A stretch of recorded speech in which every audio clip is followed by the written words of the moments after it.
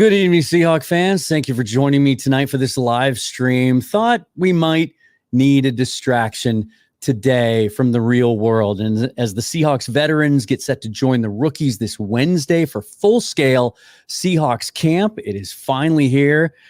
Got a special guest that's going to be joining me in just a couple of minutes, Bryce Coutts from the Hawks Own Rundown podcast. We're going to talk about a wide range of subjects today, and we're going to let you get involved. So send in your questions, your comments, whether you're watching on Twitter or YouTube. We can put those questions and comments up on the screen.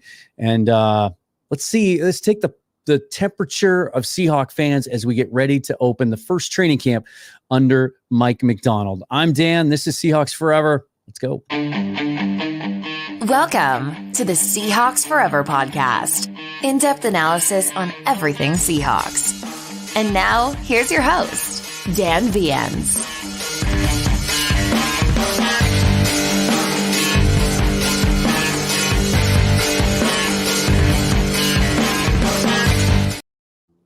All right. Thanks again for joining me live. You can always follow me on Twitter at Seahawks Forever. Again, get those questions and comments in wherever you're watching the show. We'll be able to populate those on the screen. It is my pleasure to welcome in my friend Bryce from the Hawks Own Rundown podcast. He and Ryan do such a great job with that show over there. Hopefully you've seen some of the crossover stuff we've done and checked out their podcast in the meantime. Bryce, scale of 1 to 10, what's your excitement level for the actual start of training camp this week? I don't think it can be scaled on 1 to 10 for me, Dan. I'm like so amped up. I'm so ready to go. It feels like literally Christmas is here, and I got to start opening my presents and seeing what I got. Yeah. Well, I know you're up north of the border. We've had quite an eventful day down here in the U.S., so I thought it was a great time to talk about some football, especially as we get ready for camp. It's tough sometimes to have these discussions because, we've spent the last 5 or 6 months, pretty momentous 5 or 6 months, with the change from legendary longtime head coach. Anytime you make a coaching change, it's newsworthy and it gives you different things to talk about. But when you move on from someone like Pete Carroll, that's a whole different ballgame.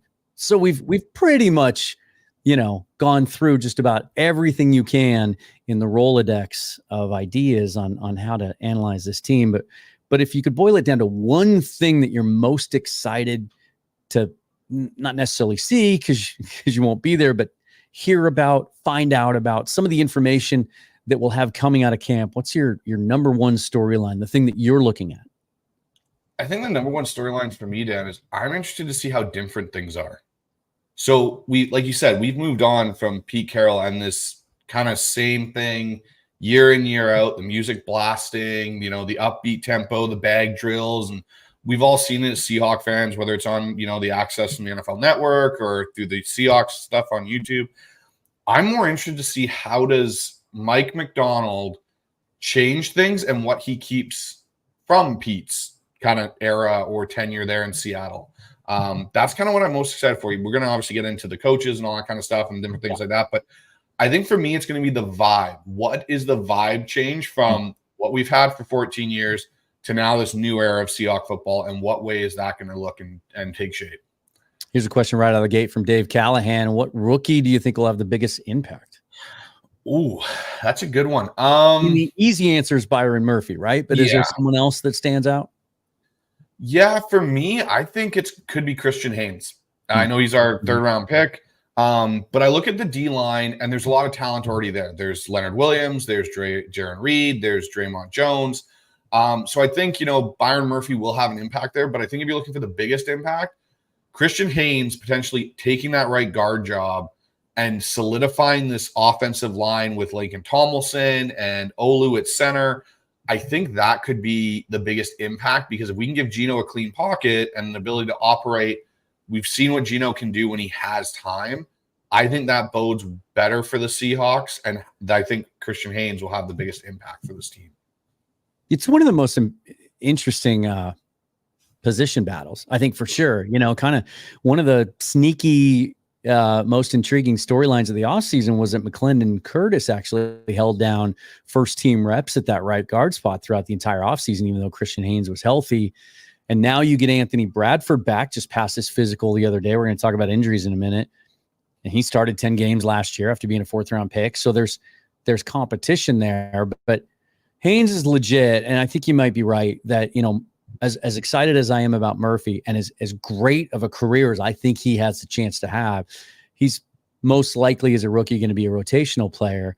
Whereas, when Christian Haynes takes over at right guard at some point, he's going to be the dude. I haven't watched the entire episode, but the I think it's called the Bootleg Podcast with EJ Snyder and Brett Coleman this week. They do their 32 individual episodes, and they did their Seahawks one this week. And I did see some of the transcript, and one of their discussions was, EJ Snyder, who's just brilliant in his analysis of the draft and work he does and how he's able to articulate it, said, in his opinion, Christian Haynes, he said there might have been a better guard in the draft, a guy that can play multiple spots, but he said Christian Haynes was the best right guard in the entire draft.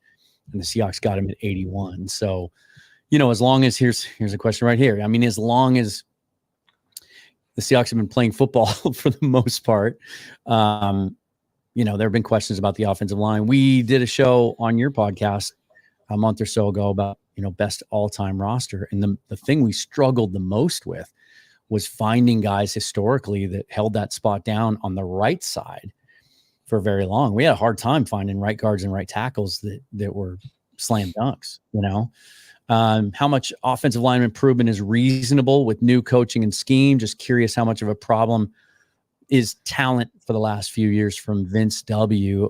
I do suspect that even if we're bullish on the talent up front this year, even if Abe Lucas is 100% healthy at some point early in the season, there's probably going to be some growing pains. Oh, yeah. The way I look at it, it's kind of interesting because I look at kind of the Pete Carroll era here. Like we had a pretty good O-line set with Mike Holmgren, Walter Jones, Steve Hutchinson, Robbie Toback, like we talked about on that show that we did. Pete Carroll, those first couple of years when we had Akun, Sweezy, Max Unger, the offensive line, I don't necessarily think there's necessarily been a talent issue. I think there's been more of a scheme and coaching issue. You look at Tom Cable. During his tenure, take away J.R. Sweezy, who did he develop and make into a better offensive lineman? And how many guys left Seattle and actually went on to have better careers when they left? I can think of Mark Lewinsky went to the Colts, had a much better career than what he did in Seattle. And so you look at certain guys like that have left, they've gone off, they've done better in other places. We got Mike Solari. And again, it was like Seattle never could figure out their offensive line identity is how I would say it, because you get, Mike Solari is a power kind of coach with how he teaches big, powerful, we're going to drive the ball down your throat. Tom Cable was more of a zone guy. And the thing I think both of them, lacked in a way was the ability to coach and develop. And that's where I look at Scott Huff. That is all he knows really how to do with what he's done at Washington, because when these guys are coming out of college, you're constantly in turnover mode. You don't get potentially a 10-year guy.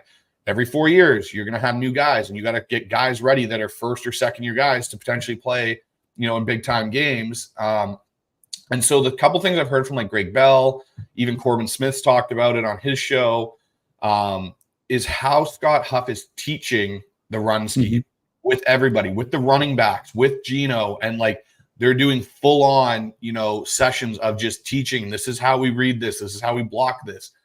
That's something that I feel is different than what Seattle's had previously. And I think that might actually help. Yes, there's going to be growing pains. I totally 100% agree with you. But I think going forward for the long term, I think the outlook is much brighter for the Seahawks offensive line being a better unit with their new coaching staff.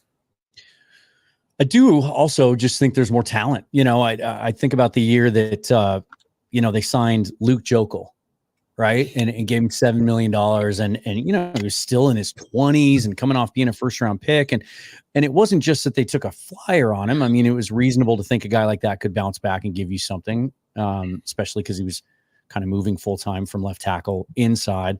But it was that they signed him and then put all their eggs in that basket. Like they didn't have a plan B. They had to install him as the starter to begin with. And they kind of did the same thing. Oh, shoot. A couple years later, I'm trying to think of the name. Who was the dude they signed to play right guard that was massive? He was trying to make a comeback again this year. DJ Fluker. DJ Fluker. Same thing. And Fluker was better than Jokel, certainly 2 years out of him. But my point being that they they signed him and had no other plan. Like he had to be good or not.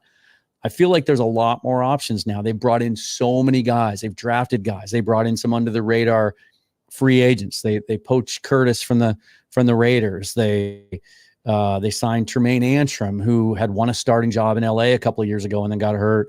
You know, they've given themselves a little bit more of a safety net, I think, that in the event one of these guys doesn't work out, they've got another viable option. Yeah, and that's the thing is they finally seem to have stocked the cupboards in Seattle rather than it's being like, okay, we've got our starting five and like one other guy that can potentially play a couple of spots. And I think the other thing to Vince's question on talent or scheme, when you don't have a good quality center, it makes everything harder. And your center doesn't have to be an all pro, but having a solid guy in the middle of that offensive line that can control everything. Like I think back to when, we had Justin Britt at center. Yeah, Justin Britt was serviceable, but he's never gone on to be a starting center since really at all. I know he went to Houston for a year there and kind of was down there doing a little bit of things, but Dwayne Brown really led those offensive lines as a left tackle. When we go back and we look at Mike Holmgren's era when he had Hutch and Walter Jones, yes, they were the two best offensive linemen, but like we talked about on that show, Robbie Toback made a huge difference in the middle of that offensive line, keeping that group functioning together. And then you look at Seattle's Super Bowl run, and we've said it for a long time, Max Unger made such a big difference. And then we shipped him off in the Jimmy Graham trade, and our offensive line's been a struggle point ever since. Yeah. Yeah.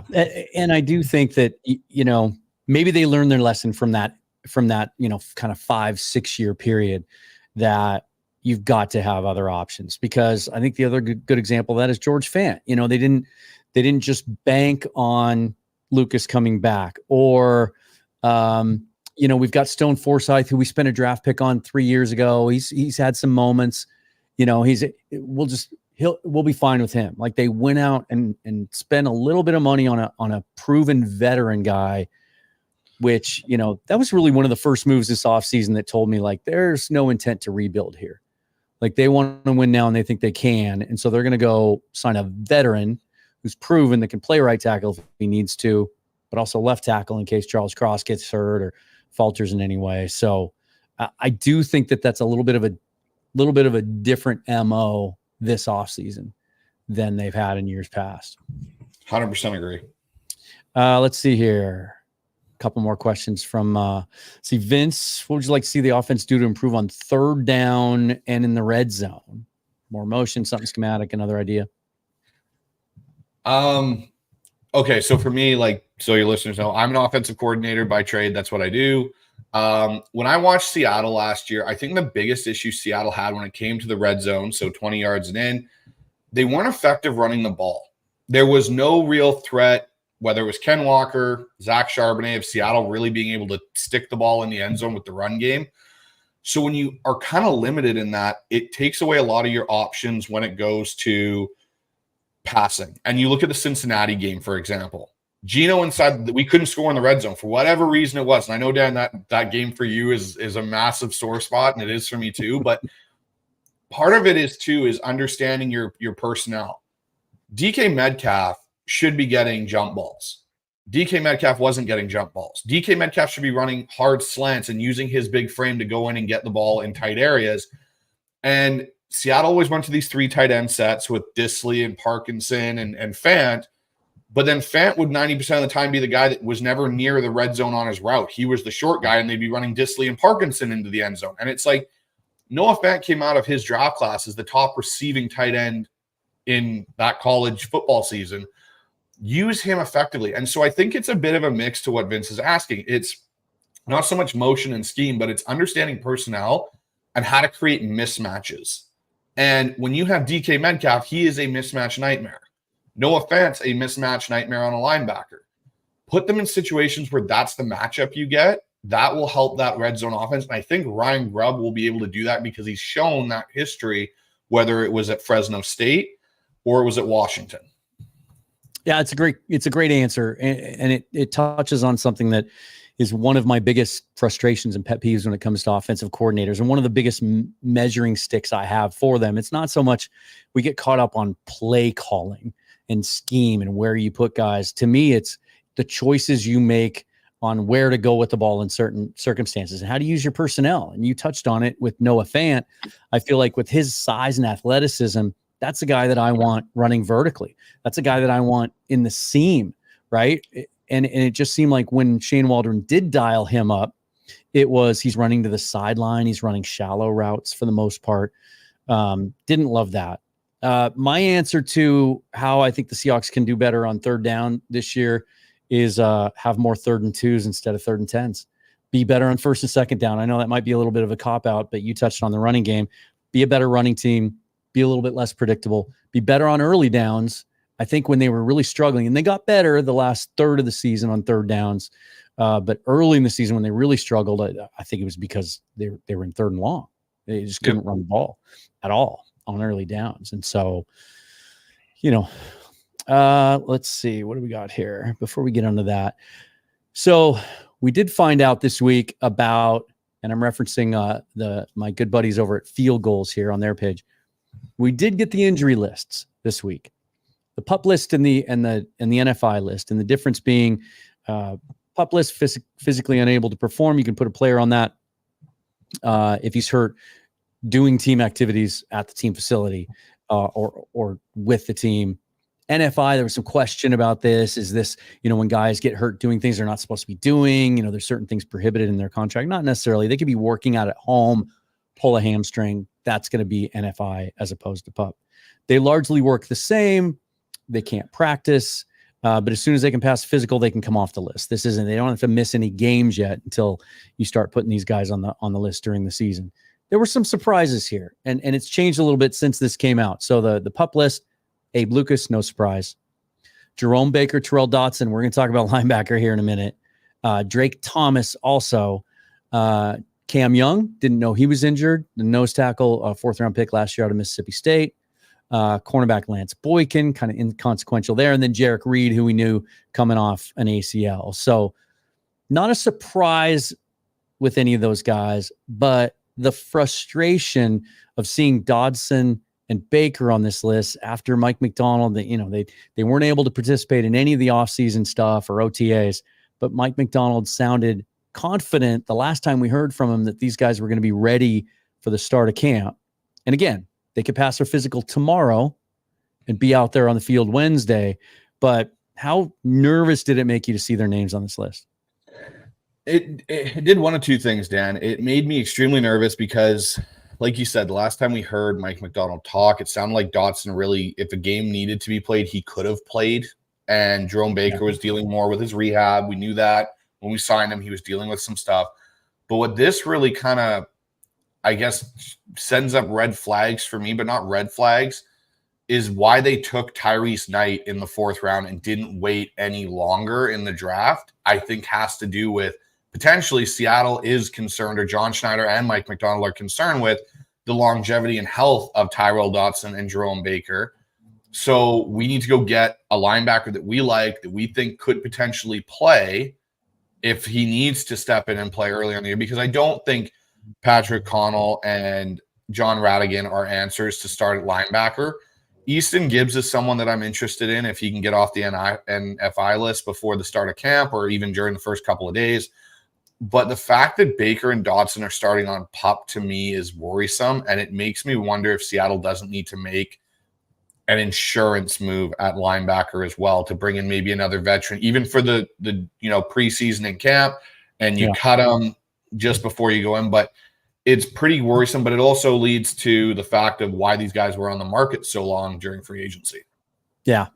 Yeah, it's the Drake Thomas one's a little frustrating too. I wish he was healthy and we'd be getting a chance to see him get some reps. He was a guy that, that the Seahawks, very same thing they did with McClendon Curtis and even Raekwon O'Neal last year. He was a late, poach off the Raiders practice squad after the cut down date, and a guy that was really promising. The Raiders didn't want to lose him. Definitely a Mike linebacker type. He's a little undersized, but a tackling machine at North Carolina State. And just the mystery there, hurt his knee late last year, no details about it at all. Didn't participate in any of the OTAs. And now he shows up on the PUP list. So I have to assume it was an ACL or something significant. It's just, it's kind of weird and a little irritating that because he isn't a headline guy that we don't get those details. Because he might be a guy getting some opportunities right now. And then the NFI list, there's 5 names on this one as announced, but we've already got 2 of them back. So D. Williams, the wide receiver out of Tennessee, who was signed for his kick return ability as an undrafted free agent. I think they gave him the biggest bonus of any of the undrafted guys.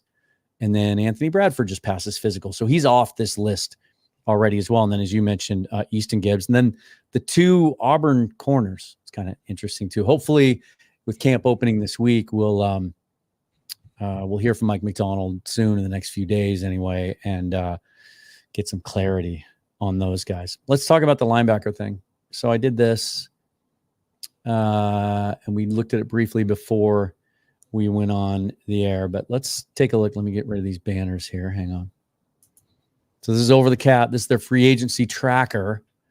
There's not a lot available on the free agent market, right? There are some guys that have name recognition. Anthony Barr is 32 years old now. Only played 4% of the snaps last year. He's had some injuries late in his career. He's not a Mike linebacker type anyway. He's listed as a linebacker, more of an outside guy. The one guy that's interesting here, I mean, some people might be drawn to Shaq Leonard just because of the name recognition, right?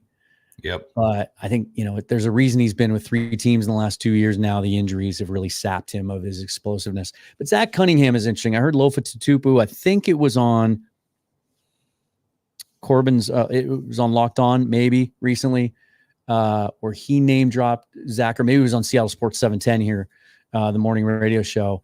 Played 61% of the snaps last year for the Eagles, just 30 years old, productive player.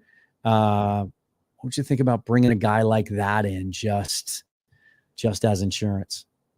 So there's 3 guys I look on that list because, like you said, Anthony Barr is more of an outside backer. That's what he's done. But if we're looking for guys that are like Mike linebackers or inside backers off the ball, Zach Cunningham would be someone I'd be interested bringing in on like a, incentive-based vet minimum deal. Blake Martinez is another one that I'd be interested in. He's around the same age as well on that list. Yeah. And then the other one would be, I think it's Jared Davis is still sitting out there in free agency. And they're all 30. They're all 30 years old. Yeah. They've all had previous experiences starting and actually contributing significantly. So, like, what I look at is if you're going to bring in a Zach Cunningham, a Blake Martinez or a Gerard Davis, are they going to produce better than John Radigan and Patrick O'Connell, basically, is what you're playing with here, because John Radigan, I think his deal is quite significant for what they re-signed him for on his RFA restricted free agent deal. So are you comfortable letting him? Yeah. $3 million plus. It was more than I thought he was going to get. And so for me, that's where I kind of look at it and I go, are you comfortable subtracting him from it, cutting him and bringing one of these guys in and kind of going in that direction? It's very interesting to see what Seattle is going to do, and I really think it depends on maybe the first week and a half of camp and what happens with Baker and Dotson. I think they're going to roll with who they've got right now, with Knight, Radigan, O'Connell. If Gibbs can get off, Gibbs as well, because from my understanding, Gibbs had a pretty good mini camp. He was making some plays. So they might roll with that group of 4 there, and then if Dotson comes back and then Baker comes back before the first preseason game, I think they may just leave it. But if something happens where Baker or Dotson isn't going to be back, I think you're going to see a move potentially happen where they're going to go, we can't wait any longer to hope that you get off this before we got to get somebody else in this that we think is going to make a potential impact for us. Yeah, I think that's the thing. I'm hopeful, and I guess I would say based on the last things we heard from McDonald, I would expect that at some point this week he'll speak to the media and he'll say, look, it's just a day-to-day thing with those guys. They're close. We're comfortable that they're going to be back 100% soon. But if there's any kind of a setback, like you indicated, like if one of those guys gets re-injured or just runs into a kind of a road, speed bump in their recovery, then we'll find out. Maybe, you hear this comment a lot, right? Like they like that guy more than we do, or more than we think we do. Maybe they think John Radigan, Patrick O'Connell can play, and Tyrese Knight, once he gets up to speed, will be able to contribute. I mean, O'Connell's got an interesting profile. Looked great in the preseason last year. Was flying around, tackling. He was one of the fastest guys when they did their GPS tracking stuff in the offseason workouts. Undersized, but can you say 227 is undersized anymore in the NFL? I mean, that's kind of the direction that linebackers are going, with all the coverage responsibilities now. I think if we get into week 2 of training camp and these guys just have hit a wall and aren't close to coming back, they'll have to do something. And they can if they have to. If there's a trade out there to be made, right now over the cap has them at $8.5 million in cap space. So there's some flexibility. Even at worst, I mean, you'd like to see a guy get in early, get some continuity, but at worst, the cut down to 53, there's going to be guys available, real close fringe guys, or, potentially sometimes you can get out ahead of that in the 24, 48 hours before cut down, get a hold of a team that knows they're going to release a guy and, toss him a late round pick or whatever and get dibs on a guy. But not panicking yet. It's not DEFCON 4 yet, but certainly something to keep an eye on. Let me see here. Lots of questions about Ryan Grub and his offense. I saw something interesting this week. And again, it was Brett Coleman and EJ Snyder talking about this. And I'm not as deep into the offensive schematics as you are, as a guy who coaches offense and quarterbacks. But apparently Grub in the NCAA last year anyway, one of the highest rates of bunching receivers to the short side of the field, something like 25%. Love doing that. Just it kind of gives his number one guy better chance to use the open field and isolate and really stress the defense. Obviously the hashes not being as wide in the pros as in college. Does that kind of mitigate that? Does that take that out of his playbook a little bit? It can, and I don't know if it will, because the thing you can do, and as much as I get the hash point, and I understand that all too well, is what you can do is you can move your bunch set. So if you want to go and make that kind of situation where, yes, your hashes are narrow, then bring your bunch and widen it out. Now you're forcing that defense to shift and come play out with that bunch. They can't just go, okay, your bunch is out to the short side of the field. We'll go out there and you got to kind of plus some guys out to deal with it. And you can give your one-on-one guy that space to truly work with. The other thing Ryan Grubb does really well with his bunch is he runs a lot of mesh concepts out of his bunch, where you got a lot of rub concepts in there and guys kind of breaking off one another to get open. And it makes it really hard for the defense to truly identify who they've got, who their zone disciplines are. So I'd expect to see actually quite a bit of that from the passing game with Seattle, given who we have here with DK, Tyler, JSN, Jake Bobo even, I think, is going to have an impact in that. It'll be very interesting to see, though, when he does do that. The other thing that he does really well with that is leaking the back out of the backfield to the bunch side.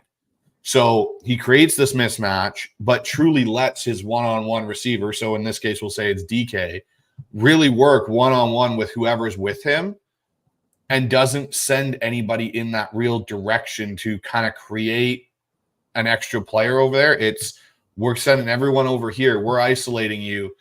And, you look at Roma Dunze and Penix last year, there were a lot of times where Penix, had a matchup on the bunch side that he liked, but he went to Rome and threw it out there and let Rome go get it. Yeah. Yeah. When I think about that, I mean, obviously when you think about bunch stuff, you think about the Rams and McVay and to a little bit of a lesser extent, Shanahan. There's a lot of anticipation for Jackson Smith and Jigba in year 2 to really take off and find more of a consistent role in this Ryan Grubb offense. You mentioned the name. When I think about that bunch concept, I think there's going to be a pretty sneaky, significant role for Jake Bobo, because I see him being a guy that can really do some work in the middle of the field when you're overloading that side as like a big slot. like kind of the way that the Rams at times use Cooper Kupp, and Bobo's even bigger, obviously.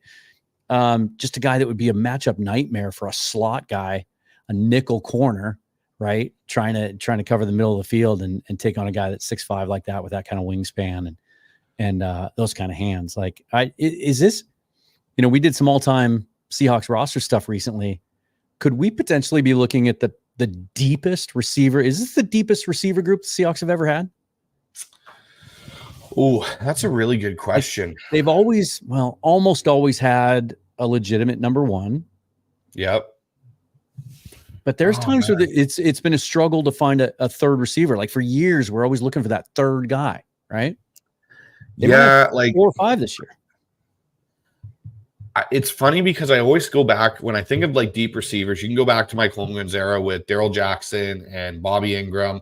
But like you said, they never really had a third.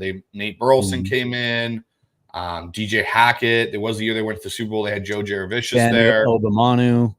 Yeah, Obamanu. And then I look at the 2012 and 2013 Seahawks when you had, Doug Baldwin, Golden Tate, Sidney Rice. Like that was a pretty good, solid receiving core. Your fourth guy was, I think, Jermaine Kearse at that point was the fourth guy in that group. This might be truly your deepest receiving core of top 4 guys that can actually impact the game, where you're not seeing a significant decline after 2. Like realistically, when I look at Seattle's receiving core now, I say DK's 1, I say JSN's 2, I say Tyler's 3, and Jake's 4. And so that's a pretty solid group and we saw it last year when I think it was Tyler and DK were both out. JSN and Jake Bobo both had to step up and play against Arizona, and they both held their own in that game. It wasn't like a significant drop-off in our passing attack. So I look at it and I think honestly, you're probably right, Dan. This might be our deepest and most talented through the top 4 receiving core that we've had in Seattle in quite some time. Sorry, I was hoping we'd get this. I was on mute here trying to get this siren to go by out here. I left the windows open tonight. It's a little stuffy here. Apologize for that, you guys. But what I was going to say is, and maybe, boy, it just keeps getting louder. Maybe he's coming to get me. Maybe. I think it could be 5-6 deep because I really think, don't overlook Laviska Shenault. This is a guy who's still, what is he, 26? He's a recent, high draft pick, really productive college career, doesn't have, the explosive downfield speed, but this is a guy that, I remember watching him at Colorado against my Cougs and just make contested catch after contested catch after contested catch. Strong. He's a kind of guy that turns into a running back with the ball in his hands. I think they got him in large part for his ability to run after the catch and potentially return kicks as well with the new rule being in place. Like if that's your 5, that's pretty impressive. And then there's a whole bunch of other guys that have some ability too that could even vie for a 6 spot if you're talking about maybe the new return rule expanding that position group. I'm not ready to count out D. Eskridge 100% yet. I know a lot of people are, but John Schneider certainly wasn't, and McDonald and his staff were ready to, give him another chance when, Schneider flat out came out and said if Pete was still the coach, we would have moved on from D. Eskridge. So it's not a bad problem to have as far as weapons go. No, for sure. And I think the thing that's interesting, like a guy you bring up D. Eskridge, I think what that also alludes to is maybe the disconnect, and I know I'm kind of going off topic a little bit, with Pete and John and what they wanted in Seattle for their offenses and stuff. Because you look at some of the guys like a D. Eskridge that got drafted by, John Schneider in that group, never really got, yes, he had injuries, but he never really got unlocked. He didn't do a lot of the stuff that he did when he was at Western Michigan. And then all of a sudden, like you said, if Pete was still around, D's gone, but Pete's not, so D's still here, and we're giving him another go with a completely different offensive philosophy that might amplify his skill set. So, 100%. I think there is a chance that D. Eskridge has a spot on this team because if he can return kicks and be a part of the jet sweep game and the lateral passing game that Ryan Grubb does have in the screen game, I think there could be a spot for him. Hawk for Life asks, how many games into the season until Murphy starts? I don't know that a starting designation matters.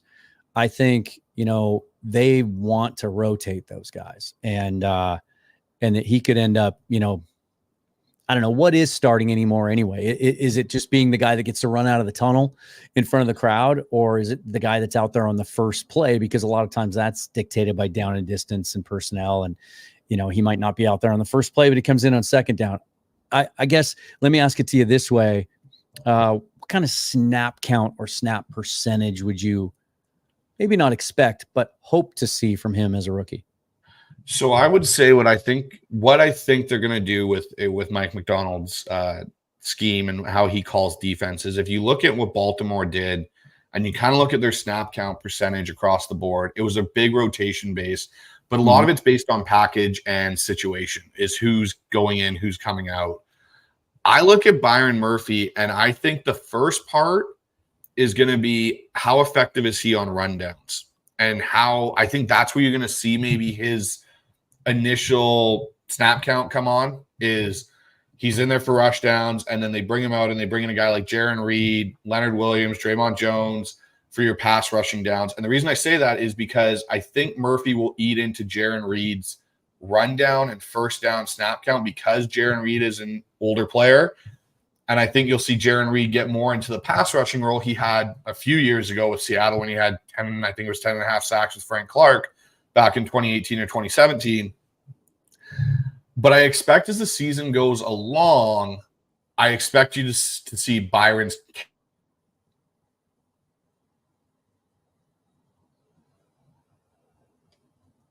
looks like Bryce count go up. So I 20 and count. Oh, am I back? Are we good? Yep, you're back. Yep. Yeah, I was just kind of looking at last year. I expect to see. Go ahead, Dan. I was just kind of looking at last year, just out of curiosity, see what Jaron Reed's snap count was. It was in the mid 60s, but they weren't as deep as they are this year. Mario Edwards, 33% of snaps. And he was a guy that kind of moved inside and outside. So not a perfect comparison, but yeah, it'll be fascinating to see, because they do have more to work with this year. I mean, that's a deep group, and I think it's going to depend too, Dan, on who we're playing, right? Like, you think about Jonathan Hankins, who we brought in, because that's the one thing Seattle's defense didn't have the last couple of years, is a true nose tackle for that 3-4 scheme. Are we playing, the San Francisco 49ers and they run the ball, and we know, so we got to eat up the run game because they're not going to affect the pass as much. And then maybe when we play the Rams, Byron Murphy's count goes up because we're trying to affect Matt Stafford in the pocket. So I think what you're going to see is it's to answer Hawks for Life's question. I don't know if you're going to see it as start designation, more of when is his snap count going up in games and he has more of an impact versus games that he doesn't. Yeah, and you touched on something too. I think of all the signings, all the additions they made this offseason, the one that gets talked about the least, that might be the most impactful, that honestly, when I'm having conversations like this, I forget about sometimes. I forget that we signed Jonathan Hankins. I mean, that's a guy right there that he's probably going to be on the field on first down most of the time. And if they stuff him on first down at second and long, maybe he comes off the field then. I would expect initially, as good as Murphy is taking on blocks and in the run game and occupying blockers, we saw tons of that at Texas. It really kind of allowed T'Vondre Sweat to have the year that he did because Murphy's taken on the double teams. I think as a rookie, I think his greatest value, at least early in the season, is going to be on passing downs. I think we'll see him on third down. We'll certainly see him in nickel. I think that's where he can contribute the most right out of the gate, because they don't really need him to contribute on those other downs. I've got another defensive lineman that I absolutely can't wait to see. I was so disappointed last year when Mike Morris got hurt. Yeah, and they had to put him on injured reserve. I thought he really flashed some things in the preseason. I thought, I loved him come out in the draft. He was one of my kind of sleeper guys, and a guy that I mocked like in the 4th, 5th round all day long. Just his motor, his energy, and he's so unique. That size and length is something that we just don't have. He's been fully healthy this whole offseason. No setbacks. He's been out there every day. still not getting a ton of buzz, but obviously the familiarity with Mike Macdonald, he was with him for that 1 year in Michigan. He's a guy that's not going to have a high snap count, but that I could see by the end of the season, like we can see the role for that guy. And I think he's going to make some plays, man. I think it's going to be fun to watch. So, what's funny with Mike Morris that you bring him up now, Dan, is, everyone wants to compare Justin Madubuike and Byron Murphy. That's the link comparison of, we took Byron Murphy. I think Mike Morris has more of a skill set than people realize to do what Justin Madubuike did in Mike Macdonald's defense, because you got to remember, Mike Macdonald had Mike Morris for a year and a bit at Michigan before he got drafted. With Aiden Hutchinson. Exactly. And so I think what you might see is Mike Morris actually take a massive jump, even though we never saw him last year. And we might look at Mike Morris and go, well, damn, if we had him last year, our D-line would have been totally different. Do we even draft Byron Murphy? Potentially. And I'm saying this potentially because I really think Seattle last year would not have known how to use Mike Morris correctly, where I think Mike Macdonald truly does. And I think that's where you're going to see, I remember the video where Mike Macdonald shows up at the VMAC, and who's one of the first players there to see him is Mike Morris. Yep. And I think Mike Morris realizes, hey, because Seattle, I think it was Clint Hurt told him on the call, hey, keep eating, keep eating. You look at what Mike Morris was built like when he was at Michigan, when he created a lot of havoc with Aiden Hutchinson and stuff. He wasn't a super large D lineman. He was a very in shape, fit D lineman that they could move up and down that Michigan D line. And he caused havoc that way with Aiden Hutchinson on the opposite side. That'll be one of the, you talked right off the bat about wanting to see how things are executed and what changes or how things are different. And how they use him is something I can't wait to see, because you're right. He's one of those guys that he played at Michigan, I think about 280, 285. And then he tried to slim down. I think he weighed in the 270s at the combine, trying to be quicker and faster. And he had a bad combine. I remember just thinking he didn't look quick or really all that fluid as an athlete. He lost his footing a couple of times on some of the drills. And so he immediately started packing on weight again. I think got up to 295. And then the phone call you talk about with Clint Hurt. And then I think at one point Pete said he weighed in over 300. And they were thinking about having him be an inside outside guy. He looked during OTAs slimmer to me. Yes. He looked more like maybe he's down at that 280 spot. And they're like, okay, you're going to be a 3-4 stand-up defensive end now for us for the most part. Maybe you're going to have to drop into coverage once in a while. That's how we're going to use you. So, that's going to be fun to watch. Speaking of fun to watch, we got a question here. Here we go. Took a big leap in year 2. Boye Mafe had was it 7 straight games with a sack for team record? Yep. What do you see from Mafe this year? Does he take another jump forward? Does he have a chance to lead the league? Well, he has a chance, of course. Does he lead the team in sacks? Oh, that's a really good question. I think Boye Mafe gets double-digit sacks this year. The reason I say that, and I think it's kind of a caveat, is I think the whole rush group this year is going to be better as a whole. Because if you think about it, last year, he was on that pace, and then Chenna got hurt. And all of a sudden, teams completely solely focused on Boye Mafe, and they weren't worried about whoever was rushing on the other side, because Darrell Taylor didn't make an impact. Derek Hall struggled as a rookie, and I don't think was used properly. You didn't have Mike Morris. Draymond Jones was playing out of position. So really, Boye Mafe went and was basically your only guy. And then as a second-year player, that's a lot to ask of a second-year player that the year prior didn't do much as a rookie. I predict him anywhere between 9 and I'll say 12 sacks. 12 being really high, he just blows up and takes off. But I think it's going to be interesting again. How is he used? Because last year he solely came off the edge. They may move him up and down, flop sides, whatever. I think Boye Mafe learned a lot last year, though, about having counter moves, because once tackles started to figure out what he was successful with, they took it away. And I think he truly struggled struggled with that. The ghost of Frank Clark was giving us the. Yeah, That's great. I forgot he was on the team.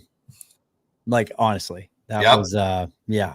That is very true. I totally forgot that we had Frank Clark for those couple of games. I mean, it's sometimes when it comes to the game of football, it's just so demanding that when you lose it instantly. Like, I don't think Frank Clark has signed with anyone yet this offseason. Guys like Yannick Ngakoue, just like when they lose it, you go from being a really productive player one moment to just being done the next. It's kind of like the old, the baseball player that turns 37, 38 years old, the power hitter that just loses that little bit of bat speed, and all of a sudden it's over, and that's crazy. I thought at the time they made the move, there was no risk in it.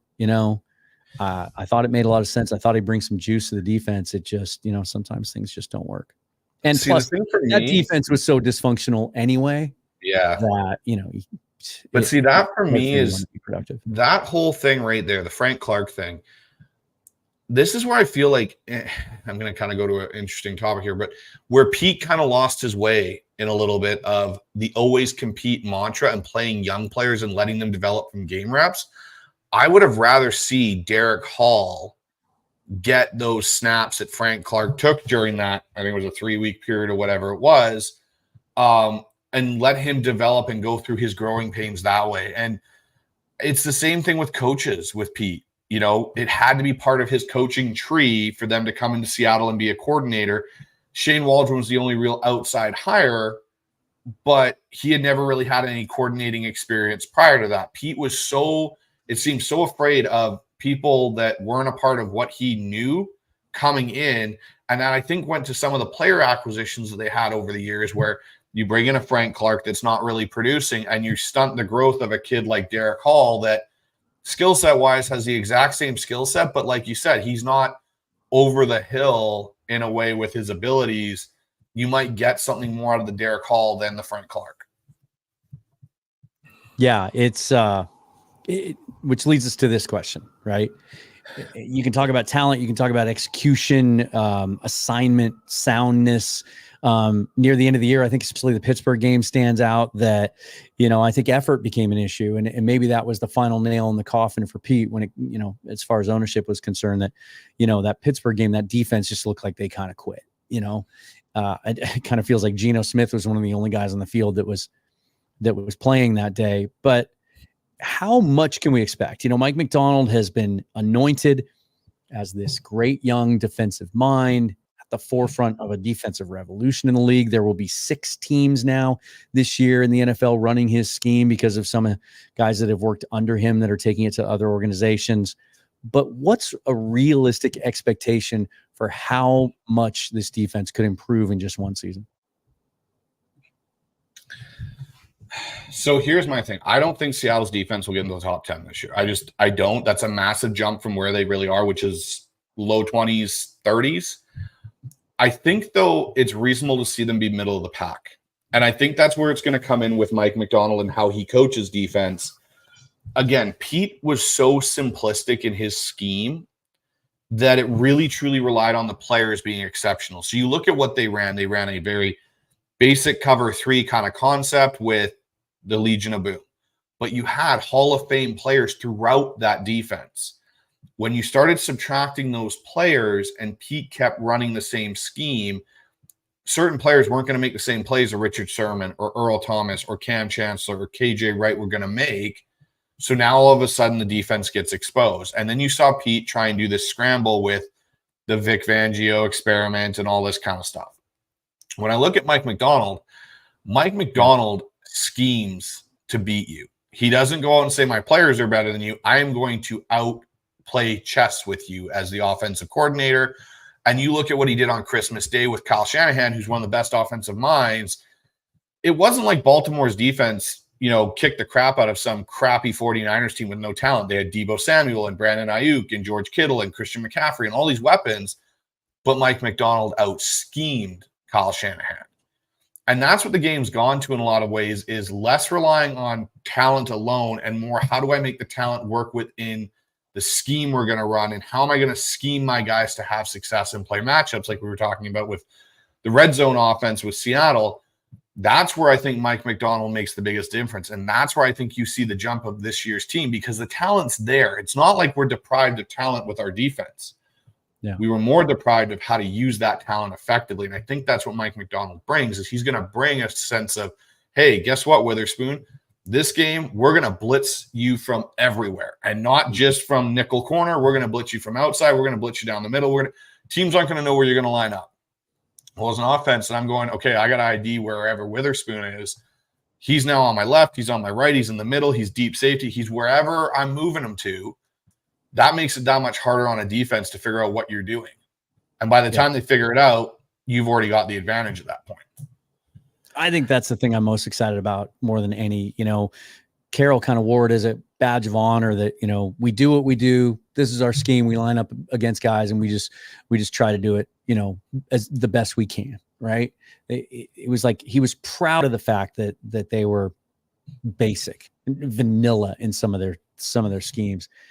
It's, and then we would watch as fans, we'd get frustrated. We'd watch from afar. We'd watch a guy like what Bill Belichick would do during those great years in New England, where literally on a week in, week out basis, depending on who they're playing, he would play a 4-3 one week, a 3-4 the next week, a 5-2. He would switch it up based on what he was going up against. And everything we hear seems to indicate that's more like what Mike Macdonald is like. And I can't wait to see that like, okay, this particular team we're facing this week, we don't think they can block Leonard Williams.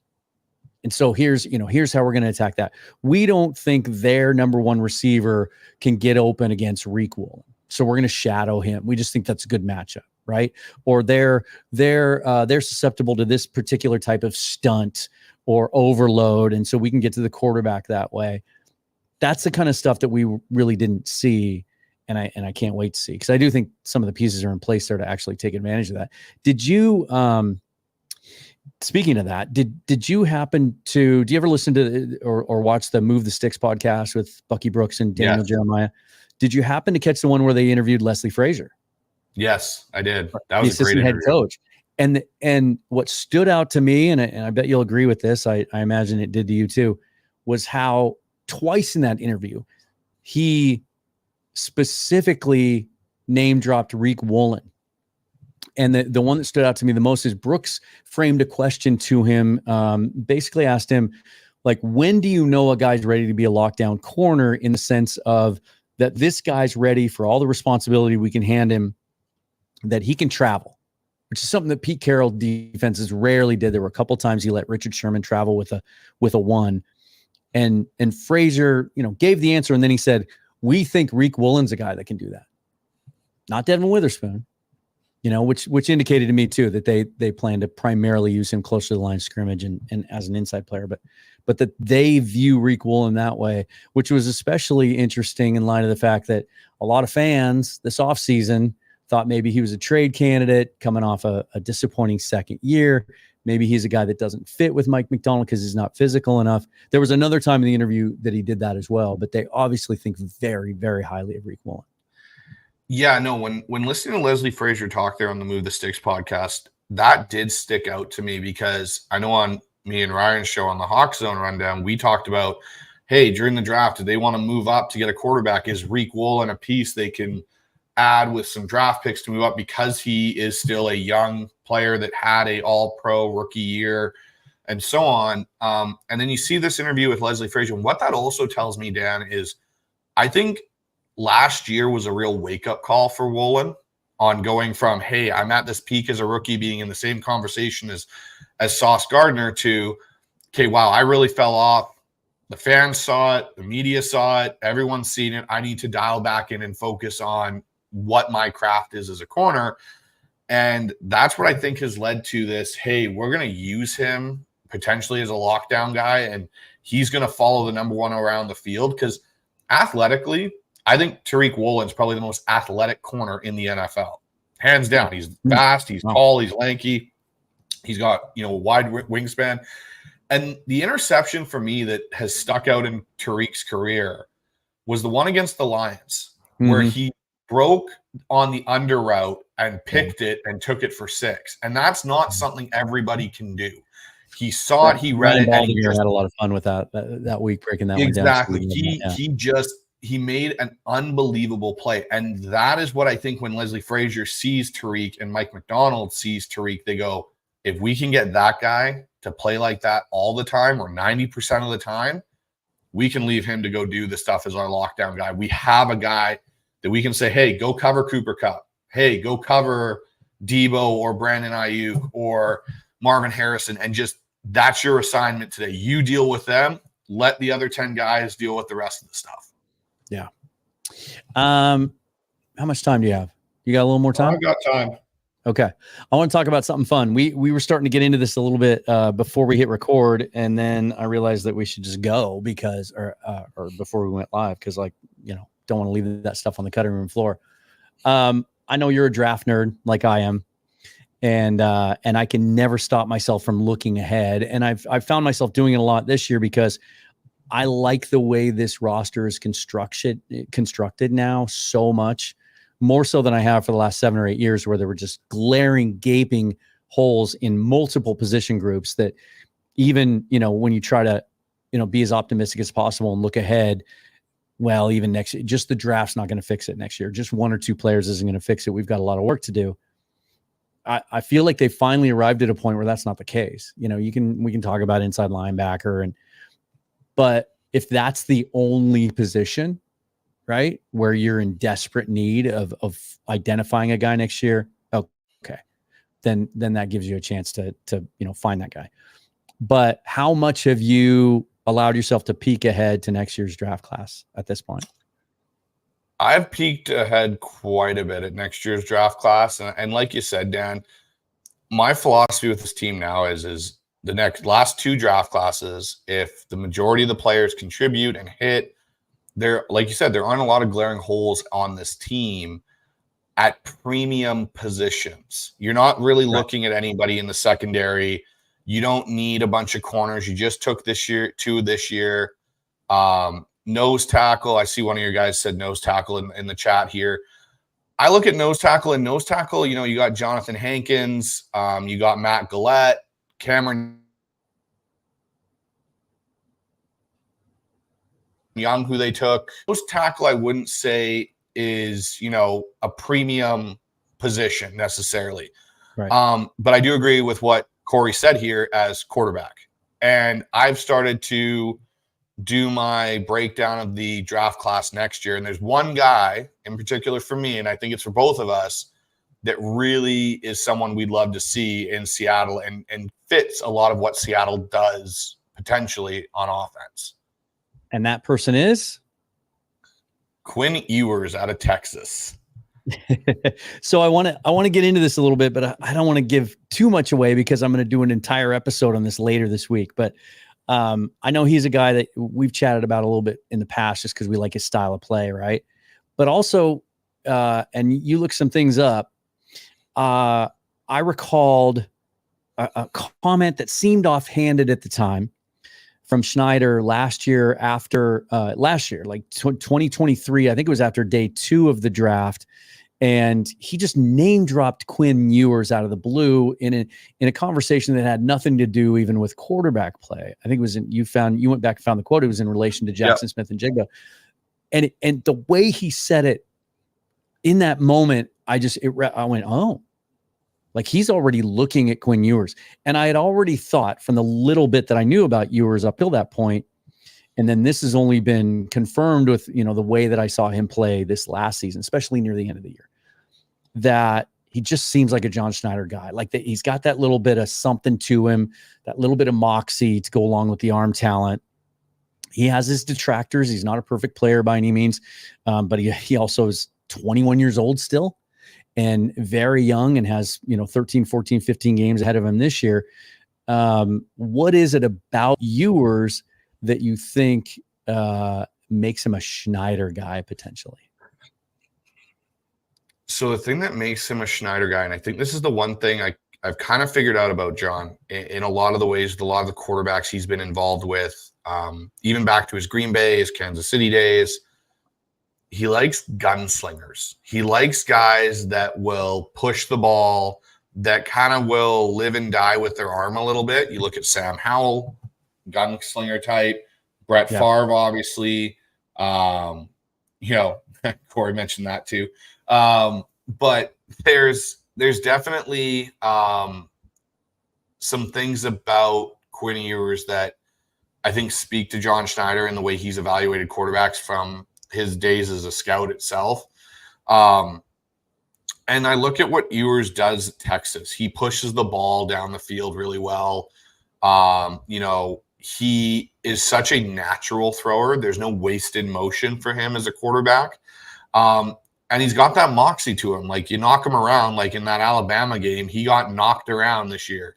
He still came out and kept chucking. He isn't gun shy of throwing an interception. And I think for John, he's still trying to find his version of Brett Favre in a lot of ways. The guy that's not afraid, and I think that's why Sam Howell is such a kind of interesting prospect for John, and why he, I think, was so enamored with him in that draft class was because of what happened last year with Sam. He comes out and throws, 21 something interceptions, but he didn't stop throwing. He still had the most pass attempts in the NFL last year. He didn't shy away and stop throwing the ball down the field. And I think that's what John loves in quarterbacks, is guys that have that mentality. And Geno, even to an extent, has that a little bit. And I do want to preface this conversation with this. Like, we're not going to get into it tonight. We're not going to talk about Geno versus Howell or how those guys might fit in 2025 and beyond.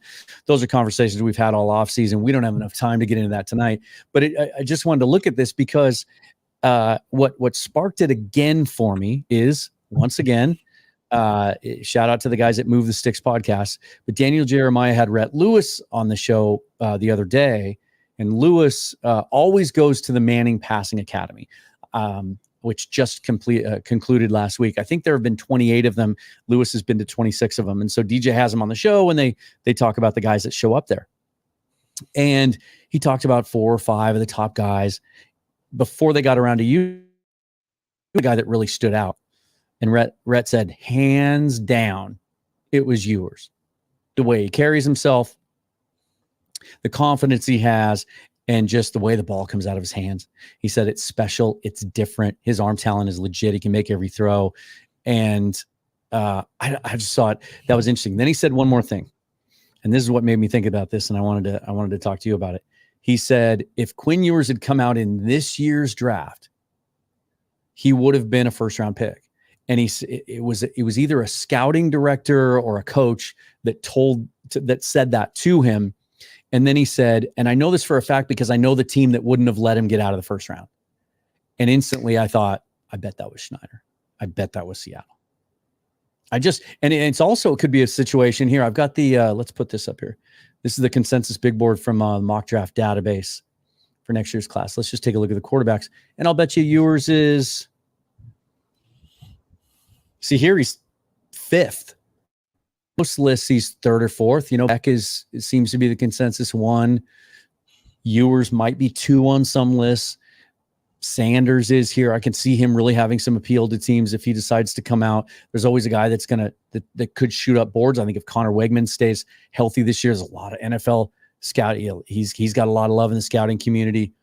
Ewers could be the 3rd or 4th quarterback taken, which if Schneider really does love him, and even if he brings Geno and has Howell for one more year and he just wants to stock the shelves, make sure he got his guy long-term, that they might be in a situation where they only have to move up 6, 7, 10 spots to get him.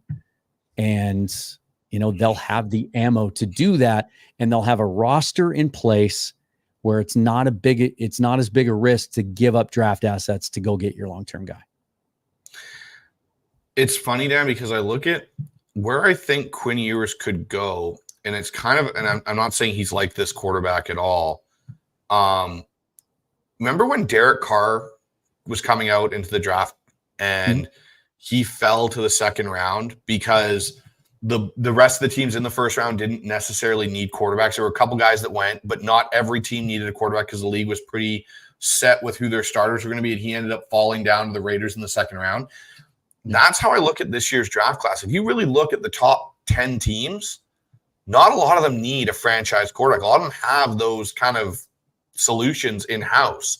So you could see a situation where teams are going after edge and receiver and corner. And an offensive tackle and whatnot. And a guy like, Quinn Ewers just kind of falls to that later part of the first round where you can get him if you're a team that doesn't necessarily need a franchise guy to step in right away, but can let him sit for a year or two.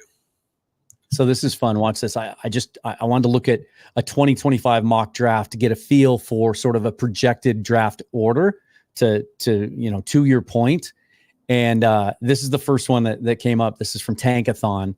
And this is pretty interesting. Let me get this banner out of here because they have, sorry about that, guys.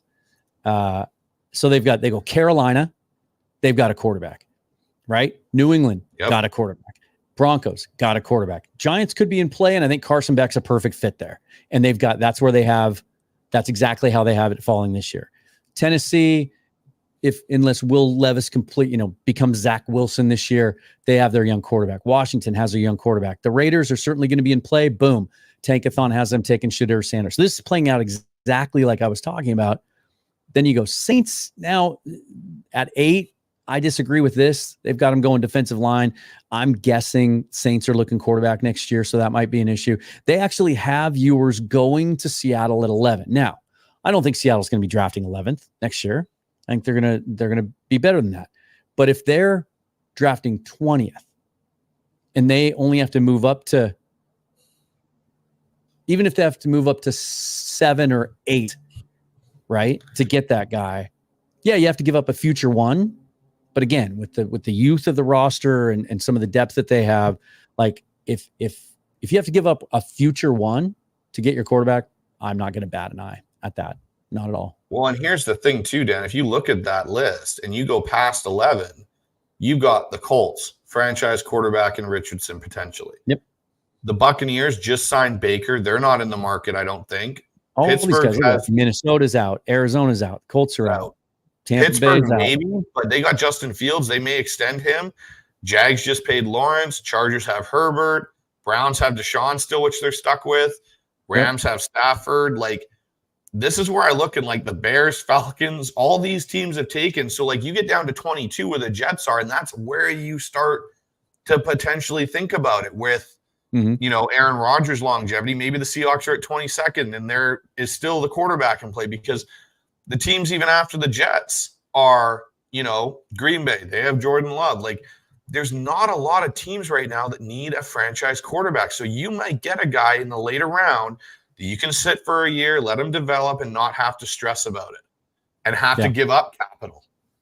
And as much as, some people have said, well, this isn't that good of a class.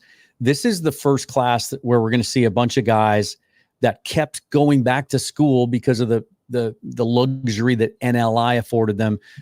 Yep. This is going to be the end of the COVID year, right? It's going to run out. So some of these guys are going to have to come out. Guys like Leonard that keep going back. Guys like Cam Ward who vacillated between coming out and going back. He's going to have to come out. And so this could be, you can argue about whether Carson Beck at 1, where he would have fit into like this year or last year's quarterback class. But this might be a deeper class where in all 7 rounds, there might be a guy or two that has upside. And that's interesting. The other name on that list that interests me is Drew Allar out of Penn State. If he can put together another really good year, he meets a lot of those physical specimens that you're looking at. Yeah. And if he has a good year this year, I think he's another guy that could potentially be on John Schneider's radar as a quarterback to take in the top 3 rounds of the draft.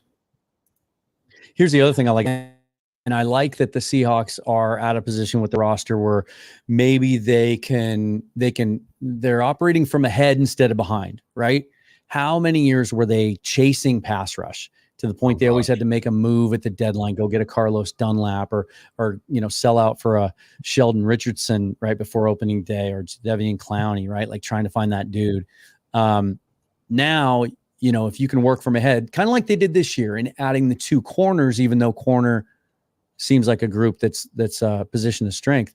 You look at next year's class at the overall big board, and one of the best, and this is unusual, when you look at interior defensive line, usually there's 2 guys tops, right? This year it was Byron Murphy and then Johnny Newton. He fell out of the first round because of the foot. There's was it Corey earlier? Yeah. Who said nose tackle or quarterback? Like Jonathan Hankins getting up there in age. You want to add a bigger interior defensive lineman? This is the class for it. Mason Graham, massive dude. Deon Walker, massive dude. Mikael Williams, some people have him going in the top 10. Kenneth Grant is another big dude out of Michigan. There's some beef in this year's draft class up front that's a little bit unusual. Yeah, no, it definitely, Seattle is now in a position of they can truly take a need like quarterback if they want it, or premium blue chip player and add them to this roster. Because you know what else would make sense next year? If it's not quarterback, the receiver would make a lot of sense in the first round next year. We're talking about, I think this is Tyler Lockett's last season on the roster. I do as well. Obviously, this time next year, we're going to be talking about, if not an extension for DK, potentially a trade or franchise tagging him, or, he's going to be entering the last year of his deal next year. With the way salaries are going at the receiver position, you're going to have to pay JSN the next year, right? Like, I have changed my mindset when it comes to this. I used to be wide open when it came to the first round, and I used to tend to lean more towards need. Like, I know a lot of people will think this way. If Terrell Dodson, Jerome Baker, if one of those guys doesn't establish himself, if Therese Knight, doesn't really become that guy that you can count on moving forward, a lot of fans will say, got to take a linebacker in the first round. It's not a first round position. No, it's not. It's almost become like running back. You're not going to spend a first round pick on a running back, a safety, an inside linebacker, because those positions I don't like the word devalued, but they're a little bit easier to find, right? Without giving up first round draft capital.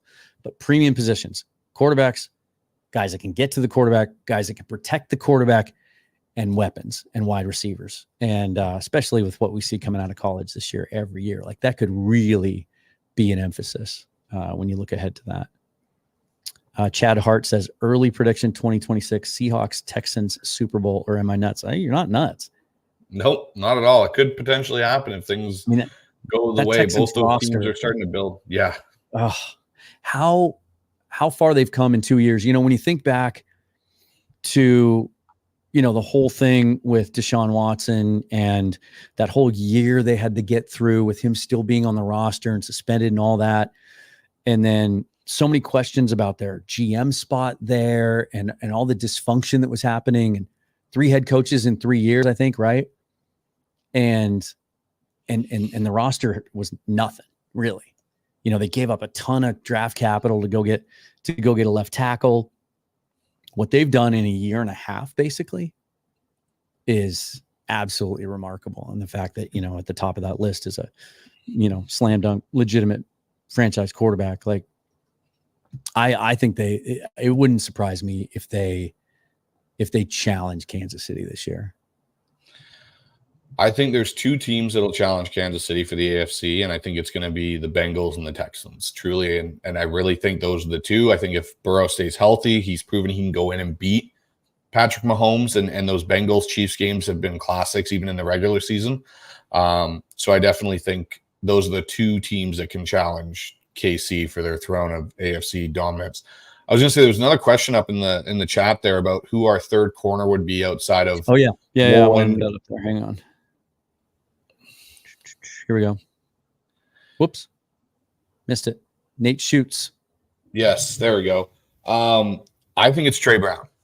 And I don't think it's a close competition as much as people think it is. I think Mike Jack's fighting for a roster spot this year in Seattle with the 2 guys that we brought in DJ James and Pritchett, because how athletically gifted both of them are.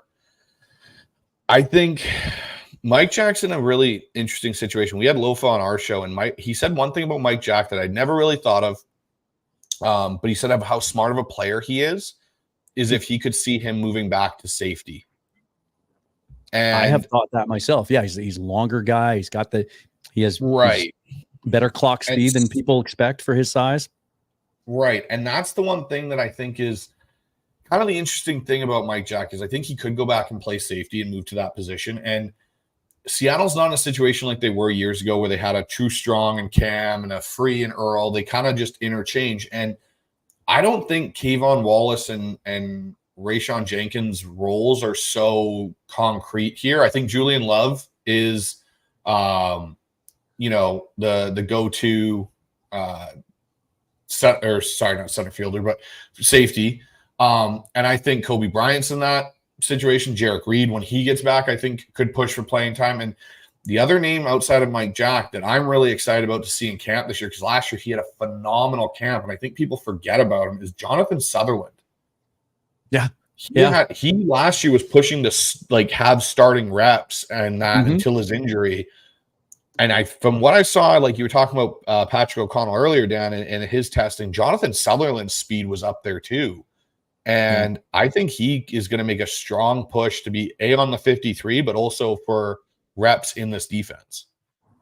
Yeah. And that reminds me too, that another thing that stood out in that Leslie Frazier interview on Move the Sticks was another guy that he name dropped without being prompted was Julian Love, and talked about what a smart football player he is and what an outstanding player. He was talking about Love in terms of a guy that I think they're going to look to extend next year. If he's as good a fit in this defense. It sure sounded like Frazier felt that way about him.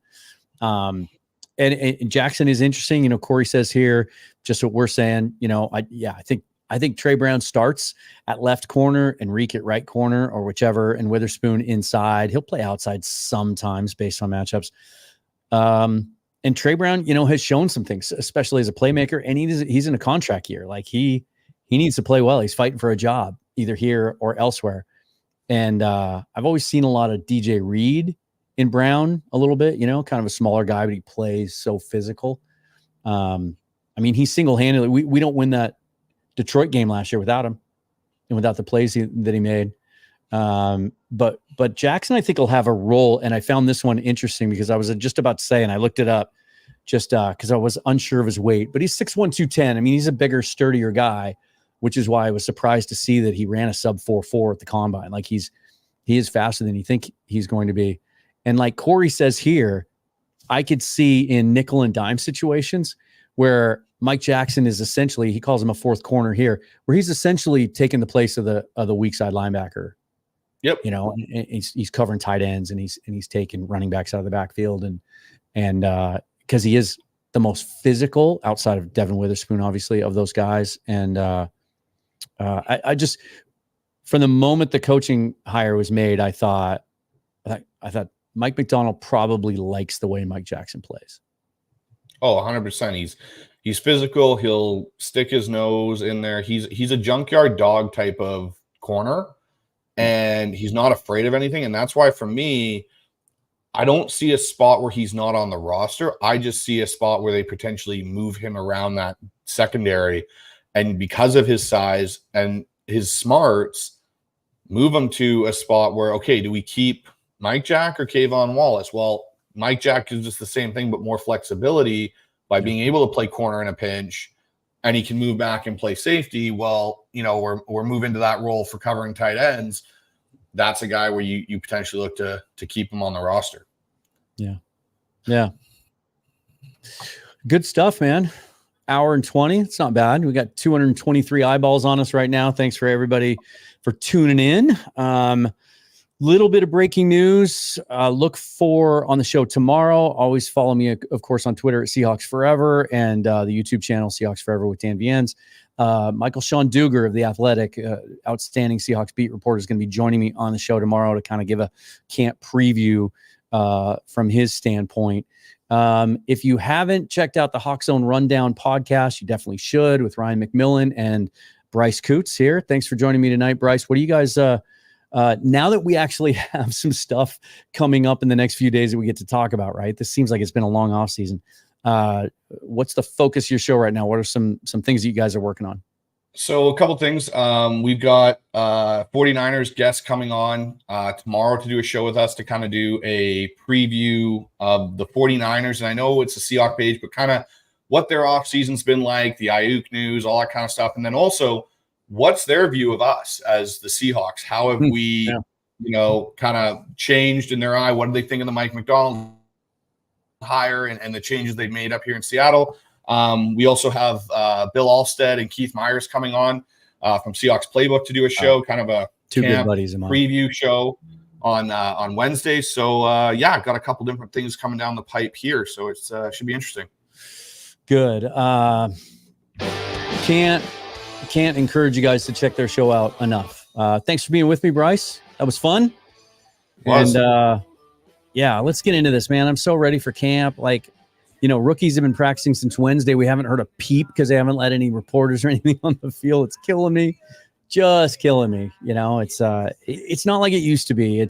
Reporting is so sparse nowadays that, it's almost like they've been practicing in secret for the last few days. So hopefully we'll start to see some pictures and get some press conference. We'll get the reactions from the coaches and things like that before we get into the preseason. So thanks for joining me.